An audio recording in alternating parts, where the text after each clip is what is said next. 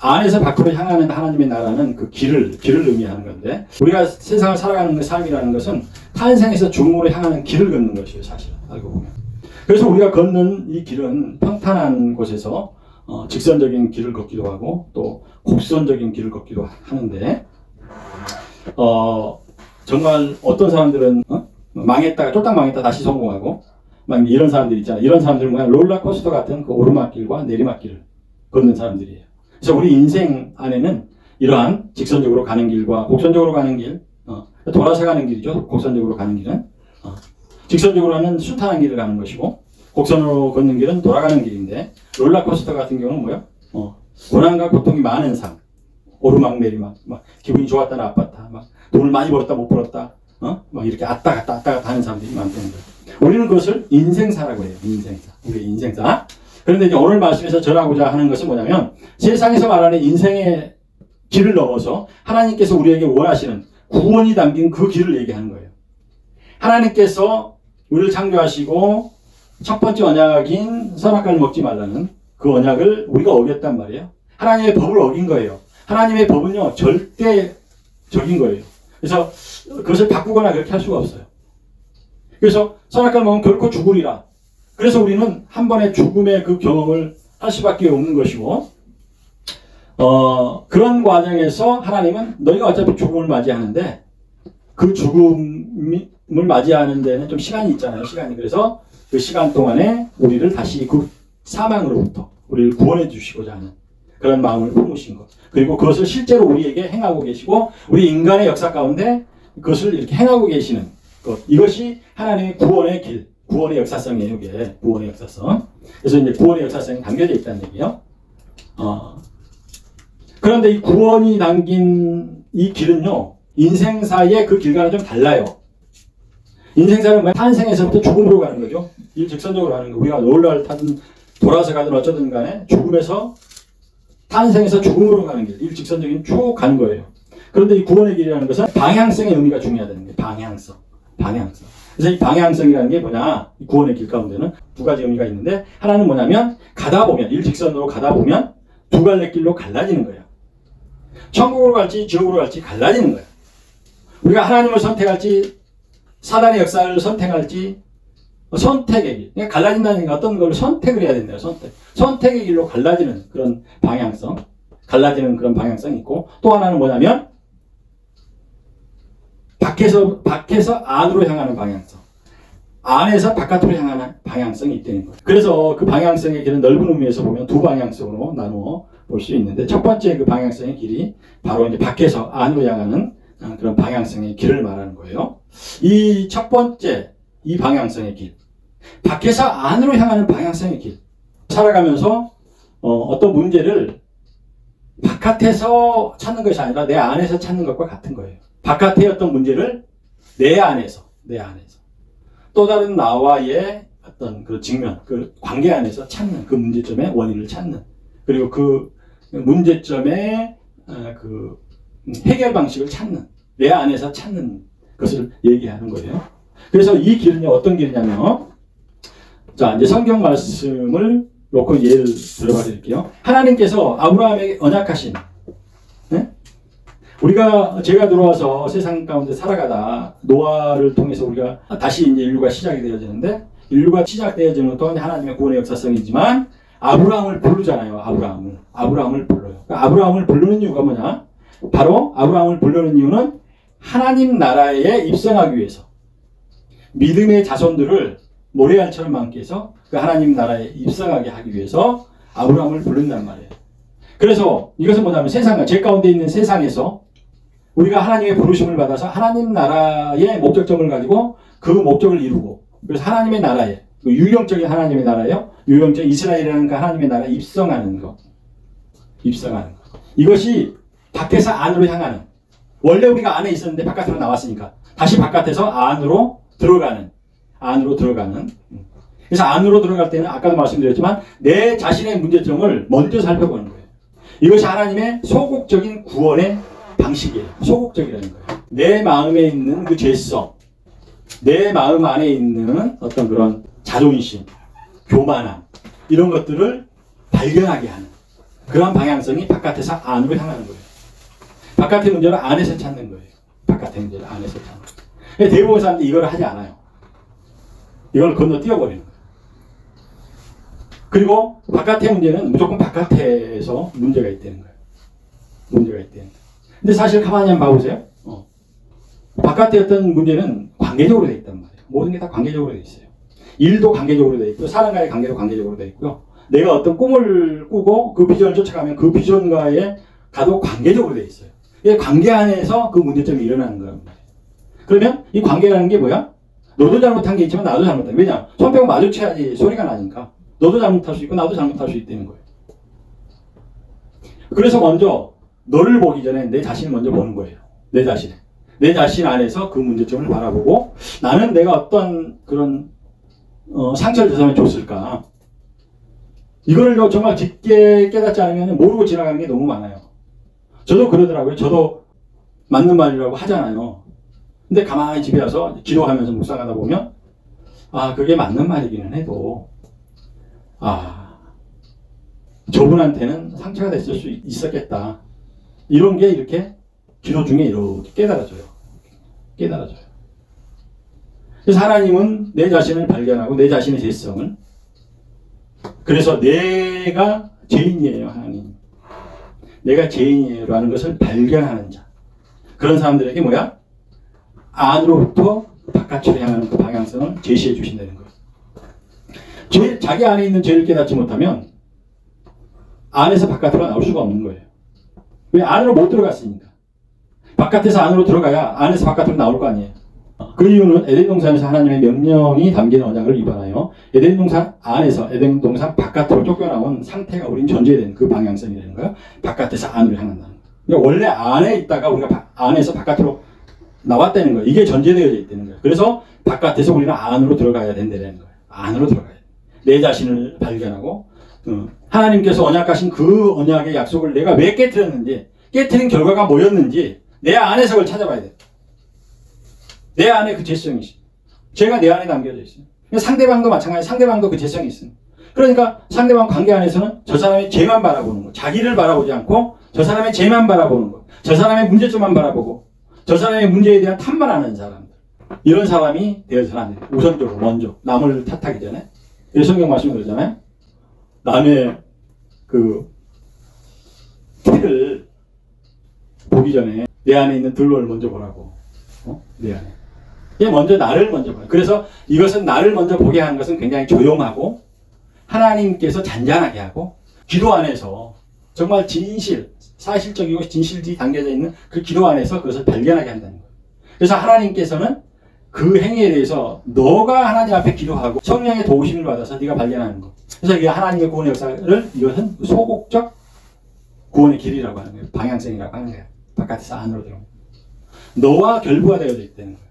네가 그걸 인정하지 않고 네가 하나님을 선택하지 않으면 하나님은 나와 관계없다는 거예요.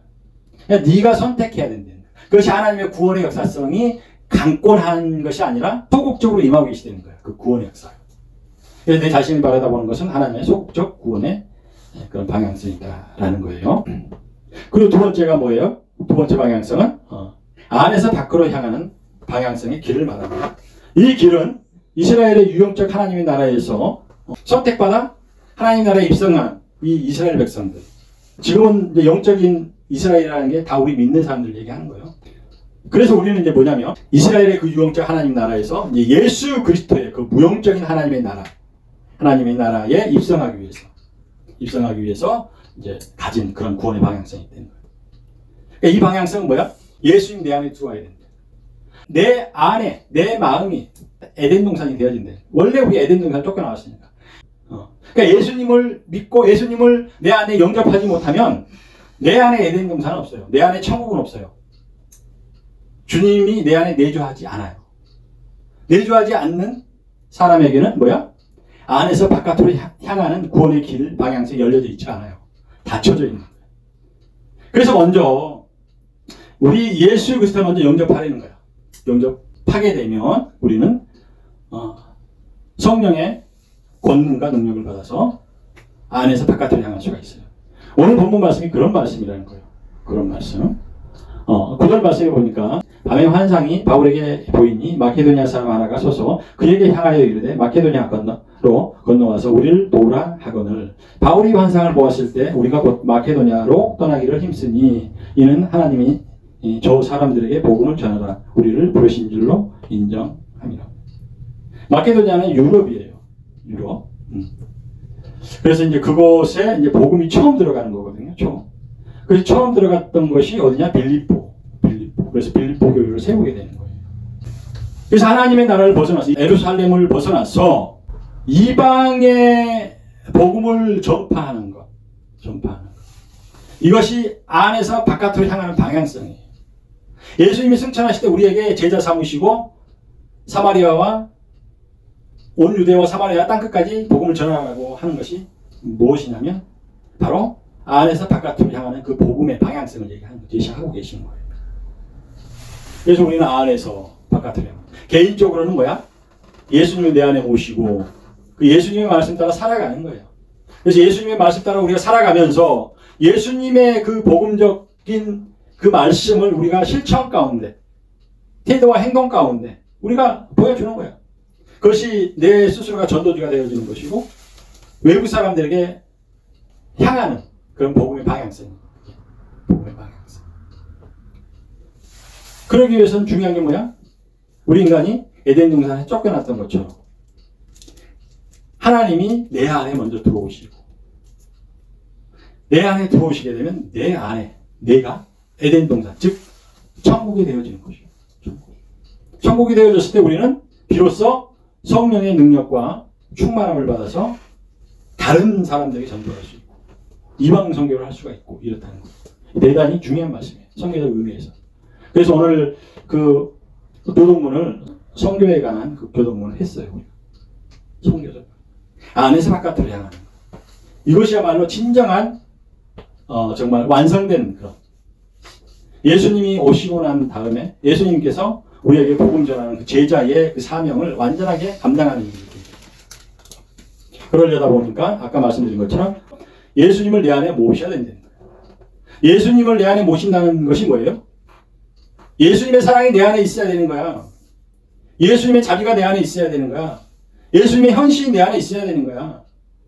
내가 교회의 시간 좀 뺏기고 이렇다고 그래서 예수님이 내 안에 없게 되면 어떻게 돼요? 세상적인 논리로 생각하는 거예요. 돈으로 생각하는 거예요. 아유, 내가 하루 일당이 얼마인데, 시간을 여기 와서 보내. 세상적인 방식으로 이것을 해석하게 되는 거예요. 해석하게 돼요. 그래서 우리는 내 안에 예수님이 들어왔다는 거. 예수님이 했던 그 헌신을 하고, 물론 완벽하게 똑같지는 못하겠지만, 하려고 노력을 해야 된다는 거예요. 그리고 예수님께서 희생하셨던, 자기의 모든 것을 다 내어준 우리 인간들, 우리 온 인류에게. 피, 물, 모든 것을 쏟아내주신 그 예수님. 그 예수님을 깊이 우리는 묵상하고 예수님의 제자가 되고자 하는 그런 마음이 있어야 돼요. 이런 마음이 없이는 절대 내 안에서 바깥으로 나가지 못해요. 애벌레가 처음부터 생겼나요?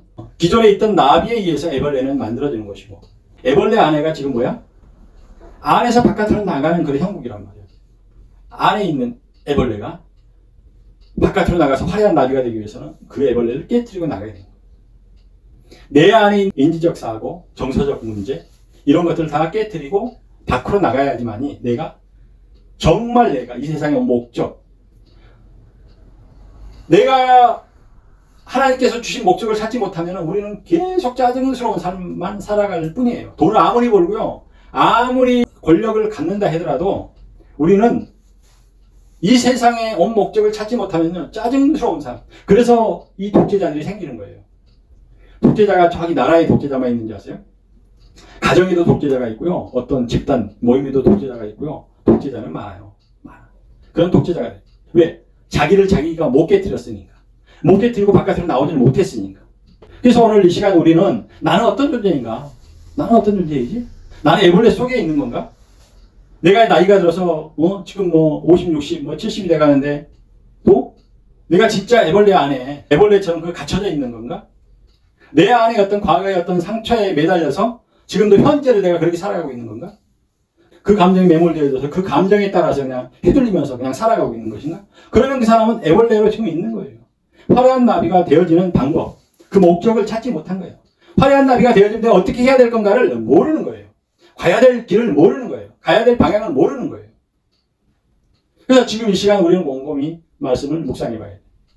나는 지금 어떤 상태이지? 나는 어떤 상태이지? 바깥에서 어떤 문제가 있거나 좀 스트레스 받는 요소들이 있으면 먼저 나는 누구를 탓하지? 어디 쪽으로 방향성을 돌려서 나는 그걸 먼저 보지? 외부를 먼저 보는 거야? 내 안을 먼저 보는 거야? 그것을 우리는 깊게 묵상해 봐야 돼요. 항상 내 자신을 먼저 바라다보고 예수님이 내 안에 자정하고 계시는가?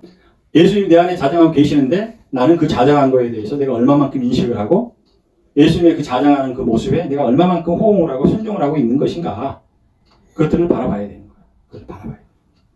그래야 예수님이 내 안에서 계시고 성령님은 그 내 안에 계신 그 예수님을 도와서 성령님이 나를 위한 내 계획을 위한 하나님께서 이 세상에 나를 보내주신 그 목적에 따른 그 일들을 도우시는 거예요. 도우시는 거예요.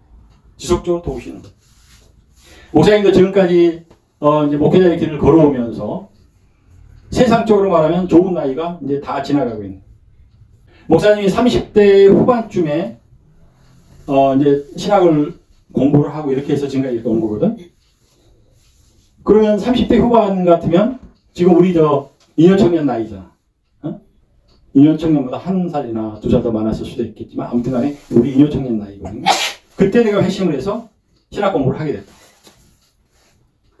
근데 그 신학 공부를 하면서 내가 이게 무슨 크게 화려하고 세상적으로 성공하는 일이라고 내가 이 길을 이렇게 힘들게 어렵게 계속 걸어왔을까?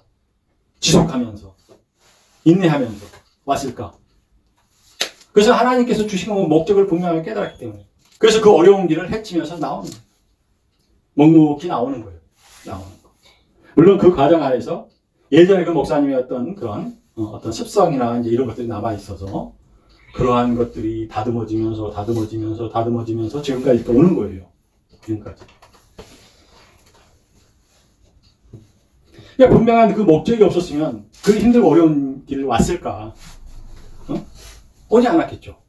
왜? 너무 힘든데. 한 번뿐인 인생이잖아, 우리가. 인생은 한 번이야. 무슨 죽어서 개가 돼서 다시 태어나 그런 거 없어. 한 번뿐인 인생이야. 근데 그 가장 30대 후반서부터 40대, 50대로 오면서 가장 황금기와 같은 그 시기를 이렇게 힘들게 어렵게 보내. 그 이유가 뭐냐? 바로 하나님께서 주신 사명. 목적 방향성 있는 사람은요, 그 목적 방향성에 따라서 이렇게 혼란하지가 않아요. 짜증스럽지가 않아요. 그냥 그 길을 가기 위해서 고통과의 싸움인 거고, 어렵고 답답한가의 싸움인 거지, 내 스스로가 내가 발견하지 못해서 내 스스로가 내 스스로한테 막 짜증을 내고, 내가 미워서 남한테 그 짜증을 투사하고, 이렇게 하지 않아요. 목적이 분명한 사람들. 목적을 딱 찾는 것입니다. 우리는 목적을 찾은 것 같아. 그런데도 가만히 보면 우리에게는 더 큰 목적이 있어요. 하나님께서 주신 목적이 더 큰, 완벽하신 목적이에요. 우리 이 땅에 보내신 완벽한 목적이 있어요. 너는 어디만큼의 어떤 목적이 있어. 그러니까 이것은 내가 생각하는 어떤 그런 꿈보다 훨씬 더 커요. 하나님께서 나에게 주신 비전 훨씬 더 커요. 우리가 축소하는 거예요. 하나님의 그 목적성을 인지하지 못하면, 알지 못하면 우리는 우리가 어마어마하게 화려하게 꿈을 꾼다 할지라도 그 비전은 하나님의 그 비전보다는 훨씬 더 축소되는 상태. 작은 거라. 그래서 하나님께서 주시는 그 목적. 그냥 찾으려고 일을 써야 돼. 제가 나이가 들었는데 아니라니까. 우리가 목숨이 붙어있는 순간, 다른 사람들과의 관계에서 좀 이렇게 분쟁이 있고 갈등이 있는 그 순간에 하나님은 언제 어느 때도 우리를 쓰신다고요. 모세를 80에 불렀어. 80살에 모세를 불러서 하나님 쓰신다니까. 다윗과 함께 했던 그 많은 사람들이 어떤 사람들인지 아세요? 다 장애가 있고 세상에서 다 소외된 사람들 다 모이는 거예요. 아둘람굴에 다 모여. 단체 생활하면서 하나님께서 다윗을 통해서 완전하니까 하나님의 나라를 이루어 가신 그런 비전을 가지고 있다. 그러니까 우리가 장애가 있다고 하더라. 나이가 들었다 하더라도. 그것이 되죠. 중요한 것만 또 다른 나를 바라보는 그러한 지혜가 있어야 돼요. 그러니까 그것은 겸손이에요. 자기 자신을 바라다 본다는 건 절대 교만이 아니에요. 자만이 아니에요. 겸손이에요. 예수님께서 이 겸손을 원하시는 거예요. 이 겸손이 있는 자들이 바로 구원의 대상자들이에요. 예수님 뭐라고 그랬어요? 의인을 구하러 온 것이 아니라 죄인을 구하라. 내가 죄인됨을 인정하려면 내 자신을 바라봐야 돼요.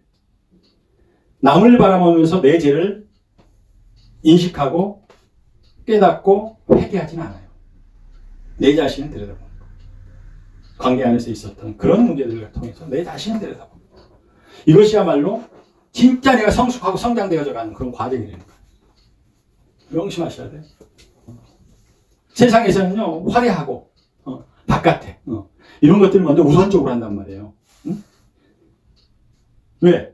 세상에서는 내 마음 안에는 하나님이 안 계시니까 자존심 상한 것 그 안에 있지, 열등감 그 안에 있지, 남들한테 칭찬받지 못하면은 막, 남들 시각에 빠져가지고, 남들이 나를 어떻게 보는지에만 빠져가지고, 자기 자신을 낮게 쳐버려요. 낮게 쳐버려요. 그렇게 되어서는 안 되네요.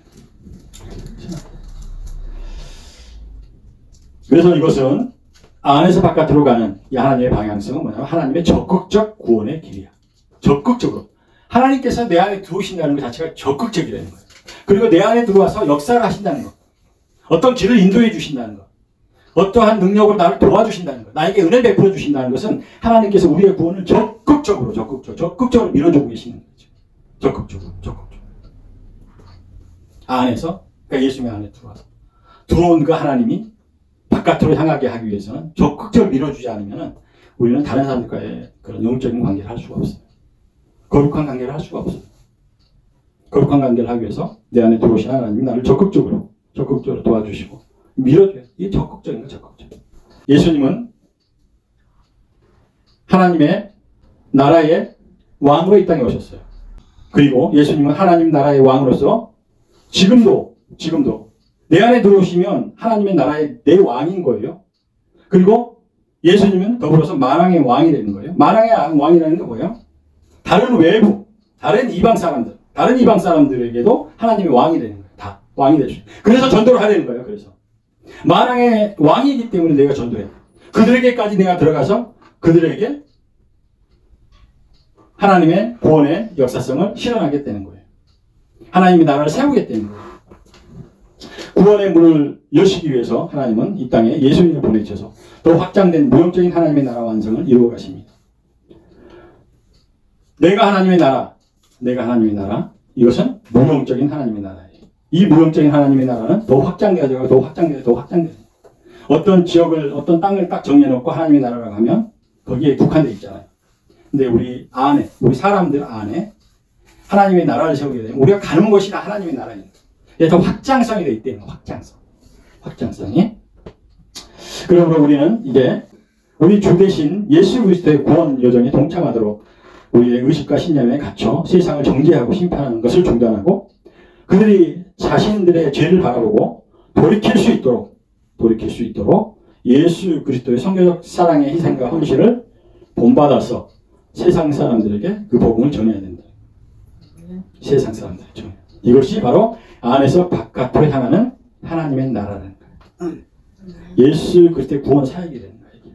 이 놀라운 이 하나님의 말씀을 잘 기억하셔서 내 마음에 내가 예수님을 모시고 예수님이 내 마음의 주인이 되어줄 수 있도록 하셔서 예수님의 도우심을 받고 아무리 불안한 거, 우울한 감정, 분노가 올라오는 그런 감정들 예수님이 다 다스릴 수 있도록 그것이 하나님 나라에 예수님이 왕 대신 그 의미를 얘기하는 거예요. 말씀을 잘 기억하시고 말씀 안에서 또 한 주간 승리하시고 말씀으로 정말 체질해야 돼요. 할렐루야. 말씀 마칩니다.